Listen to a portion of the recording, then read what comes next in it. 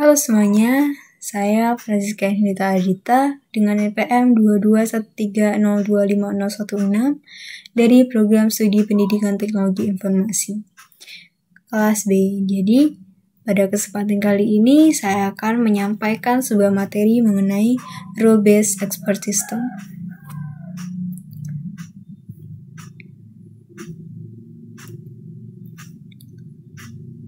Jadi sebelumnya saya akan menyampaikan mengenai pengertian dari Rule-Based Expert System atau RBS. Jadi Rule-Based Expert System ini merupakan suatu sistem pakar yang menggunakan aturan-aturan untuk menyajikan pengetahuannya dengan model sederhana yang bisa diadaptasi ke berbagai masalah. Jadi Rule-Based Expert System atau RBS ini adalah suatu sistem komputer yang bisa menyamai atau meniru kemampuan seorang pakar. Pakar yang dimaksud di sini adalah orang yang mempunyai keahlian khusus yang dapat menyelesaikan masalah yang tidak dapat diselesaikan oleh orang biasa atau orang awam. Contohnya itu adalah dokter, mekanik, psikolog, dan juga lain-lain. Kemudian di sini ada komponen RBS. Di sini ada basis pengetahuan, kemudian mesin inferensi dan juga antarmuka pengguna.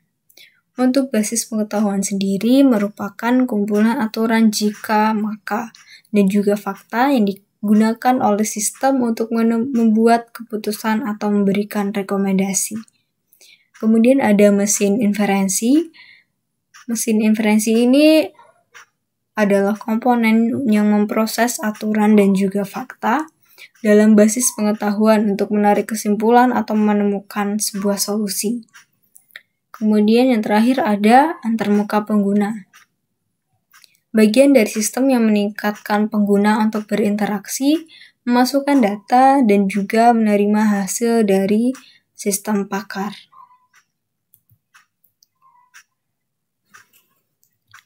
Kemudian ada cara kerja dan juga contoh dari Rule-Based Expert System. Yang pertama itu ada cara kerja. Cara kerja ini ada proses input, kemudian pemrosesan, kesimpulan, dan juga output. Pada bagian input ini, pengguna bisa memasukkan data atau fakta ke dalam sistem. Kemudian ada pemrosesan, yaitu mesin inferensi akan memeriksa aturan jika maka dalam basis pengetahuan. Kemudian ada kesimpulan. Mesin inferensi akan menarik kesimpulan berdasarkan aturan dan juga fakta. Kemudian ada output. Sistem akan menampilkan kesimpulan atau rekomendasi kepada pengguna. Kemudian ada contohnya. Pada bagian contoh ini saya mengambil contoh diagnosa medis. Nah, pada bagian input, yaitu pengguna bisa masukkan gejala, misalnya gejala demam, batuk, atau nyeri tenggorokan. Nah, pada bagian selanjutnya yaitu pemrosesan, jadi mesin akan memeriksa aturan. Misal, jika demam dan batuk, maka ada infeksi virus. Kemudian jika demam, batuk, dan nyeri tenggorokan, maka itu adalah penyakit faringitis. Kemudian kesimpulan, mesin akan menarik kesimpulan pasien mungkin menderita faringitis. Kemudian outputnya adalah sistem menampilkan kesimpulan dan juga rekomendasi untuk tindakan lebih lanjut. Yang selanjutnya adalah forward chaining. Forward chaining ini merupakan metode penalaran yang dimulai dari fakta-fakta yang diketahui dan menerapkan aturan jika maka. Yang tujuannya adalah untuk menghasilkan fakta baru sampai tujuan tercapai atau tidak ada aturan lagi yang dapat diterapkan. Dan di sini ada prosesnya, proses dari forward chaining ini. Yang pertama itu ada identifikasi awal, yaitu mulai dari fakta-fakta yang diketahui. kemudian ada penerapan aturan. Mesin akan memeriksa semua aturan dalam basis pengetahuan dan menerapkan aturan yang sesuai dengan fakta yang diketahui. Kemudian ada generasi fakta baru, itu hasil penerapan aturan menghasilkan fakta yang baru. Kemudian ada iterasi atau proses ini bisa diulangi dengan fakta baru yang dihasilkan sampai tujuan tercapai atau tidak ada lagi aturan yang bisa diterapkan. Contoh kasusnya sendiri itu misal pada pakar perawatan tanaman. Pada identifikasi fakta awal, misal di sini faktanya adalah tanah yang kering. Tanahnya itu kering. Kemudian penerapan aturan. Misal ada aturan pertama, jika tanah kering, maka siram tanah itu. Kemudian aturan 2-nya, jika tanaman disiram, maka tanah akan menjadi lembab. Kemudian ada generasi fakta baru. Misal di sini fakta yang baru dari aturan 1, aturan pertama yang tadi, tanaman disiram. Kemudian ada fakta baru yang kedua, dari aturan 2, tanah menjadi lembab. Iterasinya, proses berhenti karena tujuan. Tanah lembab itu tujuan tercapai dan tidak ada lagi aturan yang dapat diterapkan. Jadi dengan forward chaining ini, sistem mulai dari fakta awal atau tanah kering yang jadi contohnya tadi, dan menerapkan aturan yang dapat mendapatkan fakta baru.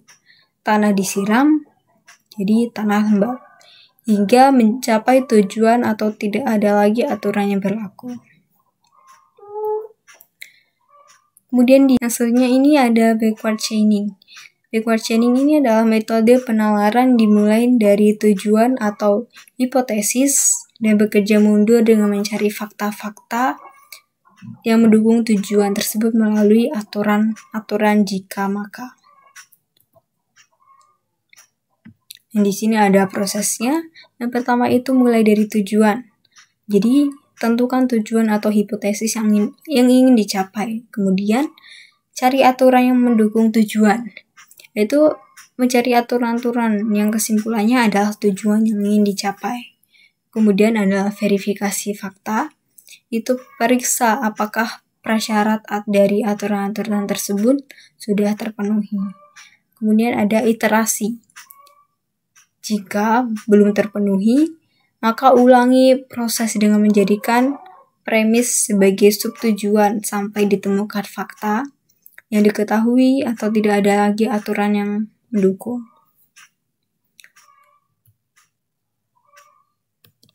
Untuk contoh kasusnya di sini, diagnosa penyakit. Untuk mulai dari tujuan ini, jika diagnosa pasien ini menderita faringitis, kita lanjut ke cari tujuan yang mendukung tujuan. Cari aturan yang mendukung tujuan. Aturannya itu jika demam, batuk, dan nyeri tenggorokan, maka itu adalah penyakit faringitis. Kemudian verifikasi fakta.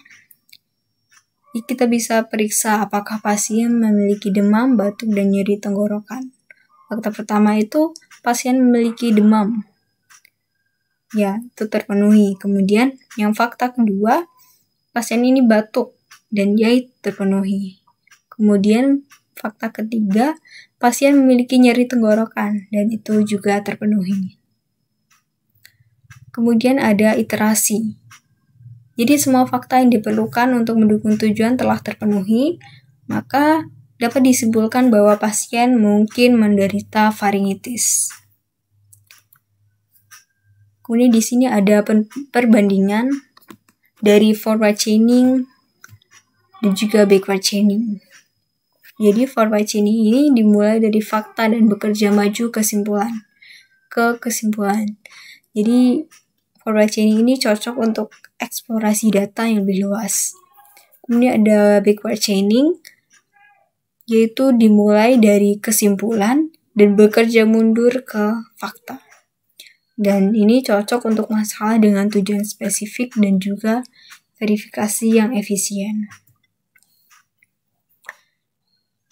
Mungkin itu saja yang bisa saya sampaikan.